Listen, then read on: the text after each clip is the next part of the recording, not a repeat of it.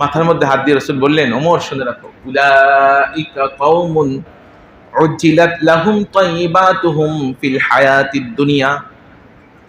এই যে কাফেররা আছে, অমুসলমান, আল্লাহ তাআলা ইনসাফগার, ন্যায় বিচারক, সবচাইতে কি ন্যায় বিচারক। এদেরকে দুনিয়ার মধ্যে আল্লাহ তাআলা তাদের ভালো কাজের বদলা দিয়ে দিতেছেন। সুবহানাল্লাহ। কাফেররাও তো বিধর্মীরা তো দুনিয়ার মধ্যে ভালো কাজ করে, সৎ কাজ করে, মানবতার কাজ করে, করে না? সমাজ সেবার কাজ করে।